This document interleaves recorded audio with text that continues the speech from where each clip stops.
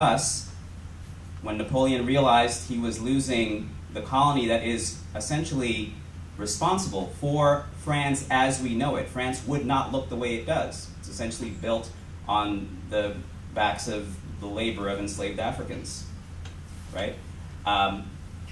So they needed money quick. They were going bankrupt. So they very, very cheaply sold a territory to the United States that doubled the size of this country and gave us the entire Midwest and and the western frontier. Okay? We call that the Louisiana Purchase. So Haiti is responsible for that. There's lots more to say, and I would further emphasize the role of the US because it's very, very important. It's critical, it's current. Yes, France definitely levied an indemnity that economically crippled Haiti, for sure. That indemnity would be worth approximately $22 billion today. Haiti paid that debt for recognition. Finished recently. That's right, that's right. Mid-1900s, okay? All right? They finished paying that debt. That's around the time when most of the newly independent African nations started becoming independent. Haiti had been independent for 150 years, but being economically broken down to do that gives you a sense for what we mean when we say First Black Republic and what it means to be First Black Republic when every other country around you will practice slavery for nearly another century. Cuba abolished slavery in 1886, Brazil in 1888. U.S., yes, 1860, but for anyone who knows what Jim Crow was, what happened here, and it gives you a sense for how the rest of the world saw Haiti and how the relationship with Haiti was therefore conditioned. And what do we do in the US when we have managed to develop in countries like the US as much as we have, very economically developed, developed in other ways. I want to be careful, I don't want to get too political. We have new concerns that show up, national security and markets, right? And part of that is the specter of anything that doesn't look like the version of democracy that we put a stamp on here. Haiti is about a 50-mile swim from Cuba if you're a good swimmer. And so the fear, the threat of anything, the Cold War and sort of all of that environment was very alive in the way in which the US related to Haiti and continues to relate to Haiti. It's also very important historically that Haiti and the revolutionary heroes of Haiti didn't stop there. They went on a rampage of independence that stretched all of Latin America. The Latin American countries know this. Venezuela, for example, knows this very, very well. And Venezuela, given this history and the relationship and the context of colonial legacy, made a several billion-dollar loan to Haiti to support Haiti's development recently, the past couple of years.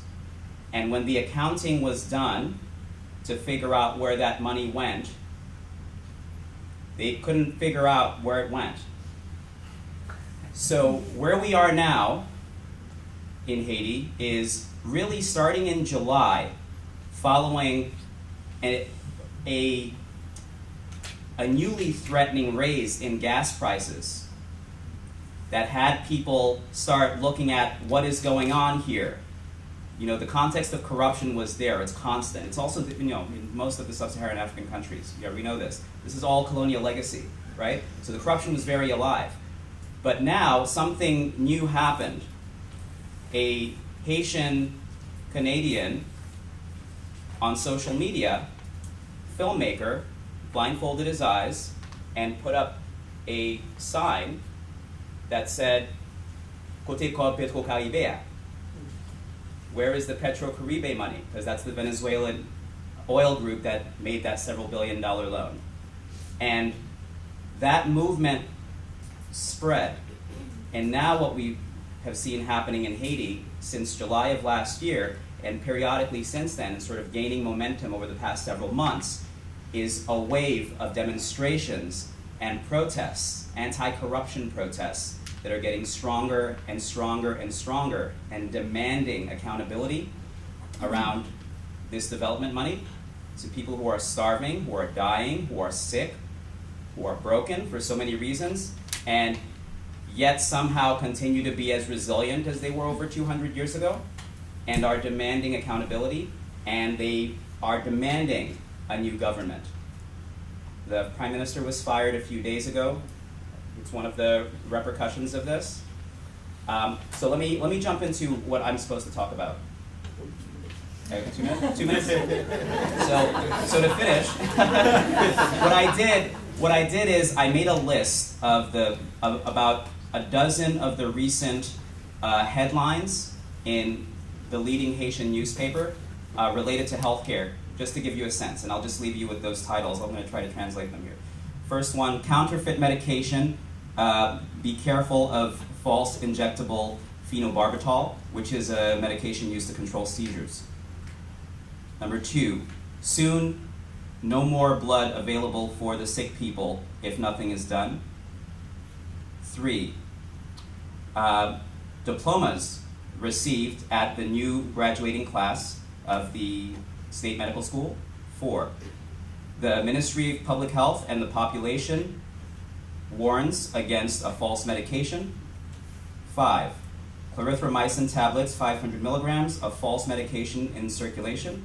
6, insecurity handicaps the functioning of the maternal health hospital, Isaiah Gentil. 7, the situation is degenerating in Cité Soleil. The hospital of Chancel is subject to the consequences. 8, more than 20 people killed by firearm in a month, confirmed by the Haitian National Police. 9, definitive treatment of AIDS. In 10 years, there should be something, believes Dr. William Pop. 10, new strike of the doctors at the State University Hospital. 11, increase in the number of gunshot wounds. The doctors are caught in the midst of this. And 12, 3,354 medical doctors to serve a population of more than 10 million people. And I'll end with that. Okay.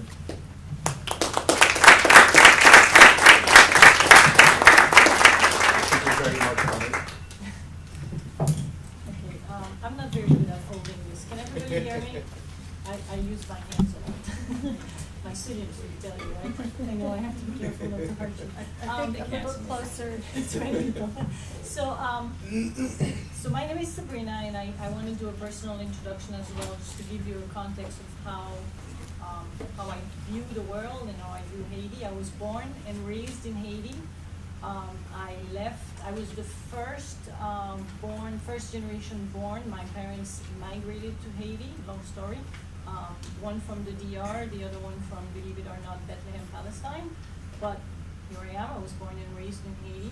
And left Haiti, came here. I wanted to go to law school. My father literally put me on a plane and sent me to the US to study here for college because he felt that it was just too dangerous. This was during Duvalier's time, and women just didn't go to law school in Haiti.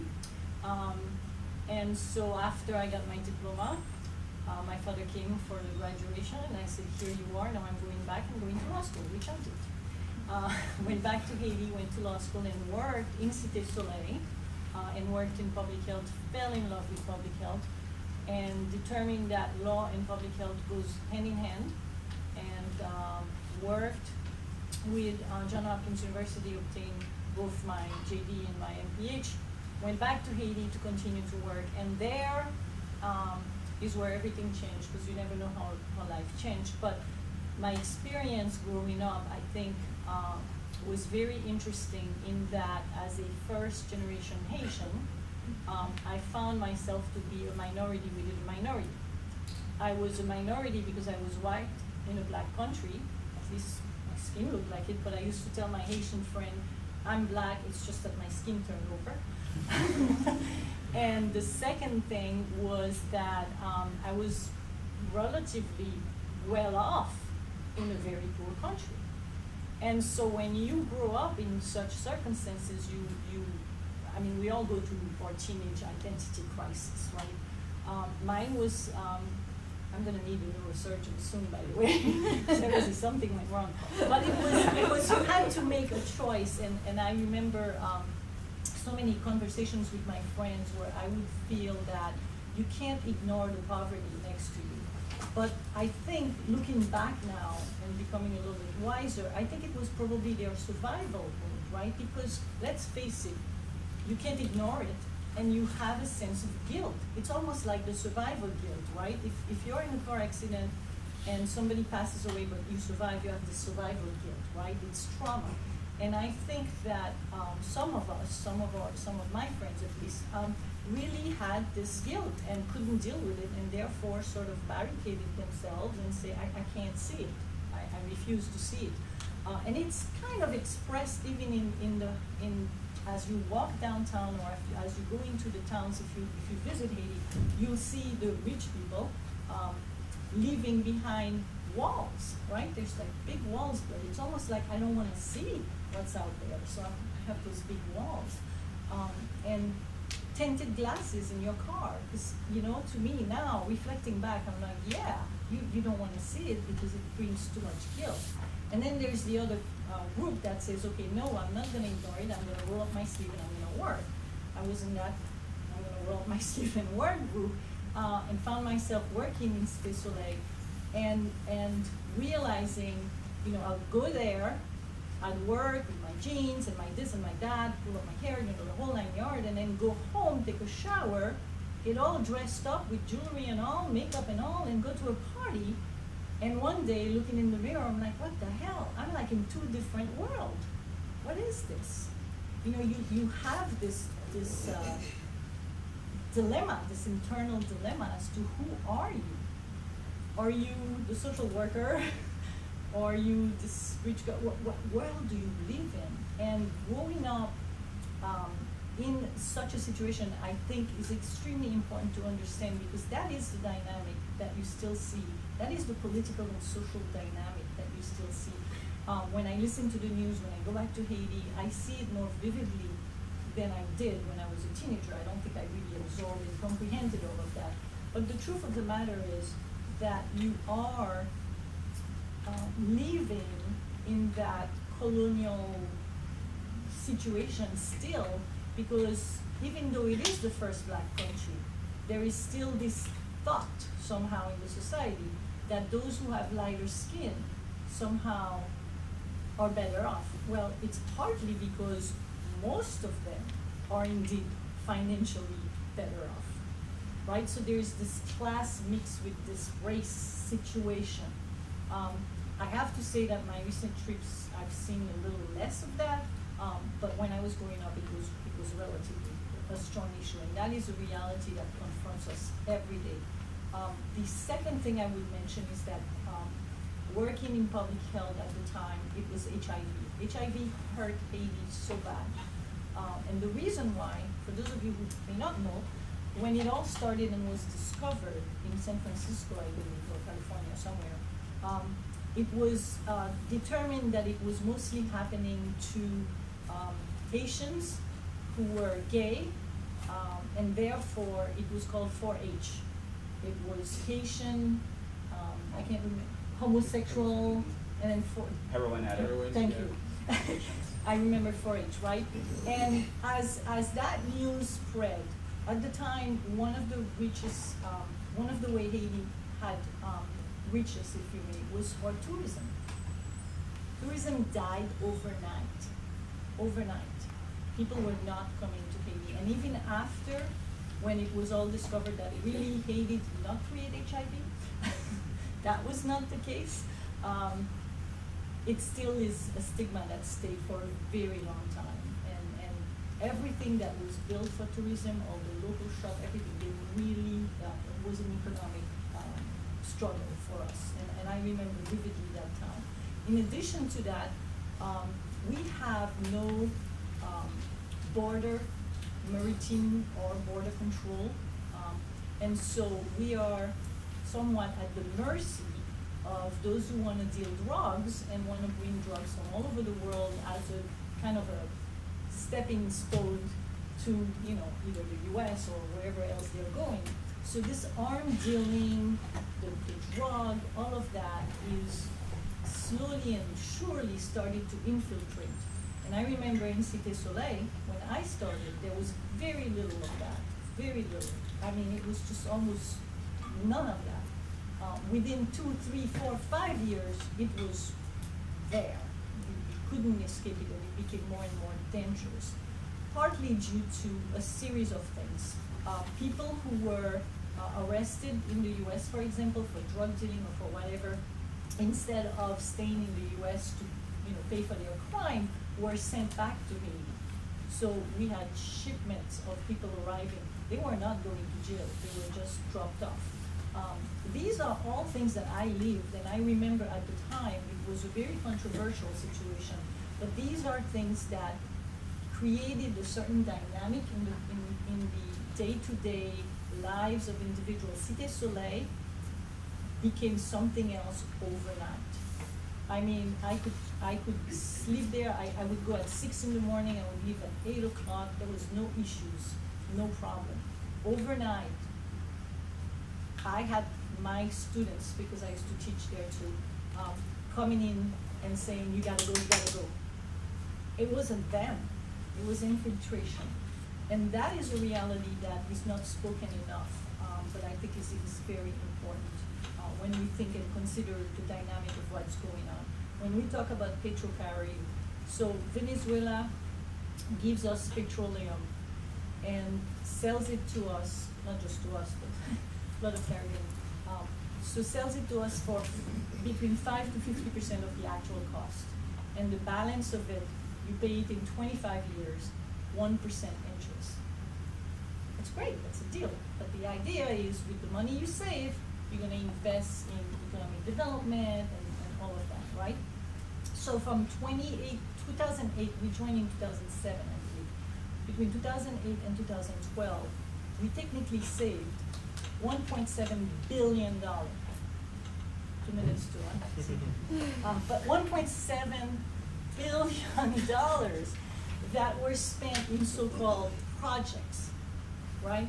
So when they started looking into those projects, only to find out that very little was actually done, right? So this is where this whole thing came up. But this report that was issued by, and I can't remember exactly what the group, but when the report came out, it was big news, right? It's big news, like we should audit this, we should really get some answers. A lot of the projects were done by, you know, Haitians and that are in power, and there were outside groups coming in. So basically, instead of investing in Haitian businesses, you get an American company to come in, but then they leave, so they make the money, but no Haitians make the money. You know, all of that controversy, questions were asked, and the government just kind of put it under the table. The prime minister that just left, his name was all over that report. So that is the anger that you feel, that you hear. Thousands and thousands and millions of people who are not receiving what they should have received. And I'm going to shut up because I can go on forever. I always try so that my phone doesn't catch you guys. Okay. So, Roger. I will try to hold on to the microphone and try not to swing wildly and drop these waters. So I'll do the same as my the other panelists have done, and just tell you a little bit about myself. So I was also born and raised in Haiti, and like Sabrina, well, not similar to her, but I've always had an interest in science, and this is one of the topics that I hope we can touch on at some point during this panel. I found myself after high school, I had a passion for chemistry, for sciences in general, and then I quickly realized I can't do science in Haiti. There are no places. You could be a doctor in Haiti, perhaps. You could study, you could go to law school, you could be an agronomist. So your options were and are still very limited, unfortunately. So I came to the United States, well, briefly in Puerto Rico, but eventually made my way to New York City in 1999. Been here since, where I eventually got a bachelor in chemistry and then went on to get a PhD in neuroscience. So there's a lot of stuff in common on this panel. You can tell I need help. And so it's interesting how your experiences in Haiti kind of have an impact. Sometimes not necessarily immediately, but down the road. So again, my experience was somewhat similar to Sabrina. I always had in the back of my head this idea, and it's something that affected me very much. How can you live in Haiti and, as Sabrina mentioned, ignore this poverty? How do you go about your daily life just to the point where it's all around you. It's everywhere you turn. It's everywhere, every place, every corner you see it. And as with a lot of people, you put on your blinders but you see it, and it's always in the back of your mind. So at some point, being here, it's whether you want to call it guilt or I don't know what to call it. And I've always felt this desire to actually go and do something. And there's always a very interesting question that a lot of people ask me. And we've touched upon a lot of it already, of what I wanted to talk about. But the question is always, what happened in Haiti? Why is Haiti the way it is? There's no, and we could probably sit here for 20 hours trying to debate what happened, and it's a combination of a number of things. But some of the panelists kind of briefly touched upon it, and one of the things that I want to kind of emphasize has been, there's blame to go around everywhere. But one of the major, and this is something that I had not realized when I lived in Haiti, it's only after a number of years just doing research into it, how U.S. policies have impacted Haiti. I mean, it's had a tremendous impact on every aspect of Haitian society, and more importantly, Haitian economy. Haiti was, why is Haiti not self-sufficient? There is land to grow everything, and in a way, I mean, forget the ecological problems that we're facing today, but Haiti was self-sustainable. Haiti used to cultivate coffee, rice. Rice was the major, the staple. If you've been to Haiti, you get served a plate of food, rice will be on your plate. And the other major commodity in Haiti was the pig. So I just want to give you a couple of examples how U.S. policies have impacted what's going on in Haiti, and this is particularly with the pig situation which Paul Farmer has documented over the years. In the early 1980s, there was the African swine flu epidemic that affected the porcine population, and the U.S. was very worried that it was going to make its way rather to the U.S. shores. So they proposed this plan to essentially go in and eradicate the entire Haitian pig population. So in Haiti, the pigs that we had are different than what you typically see here. They were called Creole pigs, and they were obviously because they're from the land. They were very resistant. It was easy to maintain. They ate pretty much everything. It's just one of the site. If you go to Haiti, you will see, if you can still find them, but they will just eat anything that they find in the streets. Unlike the pigs that you find here, which are finicky and picky. They will not eat garbage. So they proposed this idea, this eradication plan, and of course they followed through. There was about over $20 million that was donated to follow through with this eradication plan, and of course it succeeded. So now what do you do with people who now you have to compensate them? So they gave them money, and they imported. The idea was to eradicate the local porcine population and replace it with something else. So they replaced it with pigs from Iowa, which didn't do well. They didn't like the land. They didn't like being in Haiti. So it cost money because now you had to buy specialized food to maintain them. They were sure they might have been bigger, but the litter was smaller. So all of a sudden, people who were there, whatever compensation you had, all of a sudden their main, essentially it's like a bank. Imagine this is your source of revenue and somebody comes and takes it away from you and gives you, well, here's something else. You have no idea how to raise it. You have no idea. And not only do you not know how to raise it, it doesn't do well. So, of course, this had a tremendous impact on the Haitian economy, in particular the people who were living outside of the cities. So when that happened, now they had no more source of revenue, and of course they had to migrate into the cities to try to find ways to support themselves. So that caused a major migration towards cities in Haiti, which started in the 80s. Shortly after, we had our dictator, Duvalier, who was ousted in 1986, February of 1986. And of course, the first thing he did before he took the plane was raid the coffers. Took everything. The IMF, in its infinite wisdom, decided we're going to give Haiti a development grant of $25 million for various projects. However, in order to accept the money, you have to lower your tariff protections on rice. So, what do you think happens? All of a sudden, within just a couple of years, the Haitian market was flooded by rice from the United States to the point where local farmers could not sell it to match the prices. So, of course, they lost their crops, they lost their ability to sustain themselves. Local crops were basically used. You couldn't maintain them anymore because it wasn't worthwhile. So the local rice production just plummeted over the years, and really, really quickly.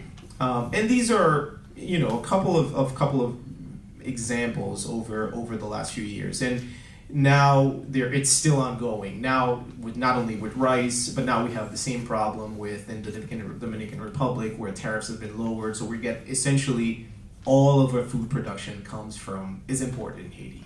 So there's very few production. The only people who still, produce certain things are still produced. I guess coffee, to a certain extent, mango.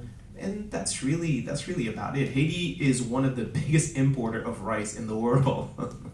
So we went from being completely self-sustainable production to importing your vast majority or actually all of your rice. So we touch upon a lot of these things, and I don't want to take too much time because I want to open it up to questions. And it's very there in Haiti. There's a wonderful expression. One of the things I love about Haitian culture is Creole. Creole is a very colorful language, and there's always an expression to describe everything. And there's a poem, or not a poem. There's a proverb rather that I think captures a lot of what's happening here, and it goes "Les malheureux tout bagay semble." And essentially, it translates to when you're poor, everything resembles you. But what it means is that when you're poor, you get blamed for everything, including your own poverty.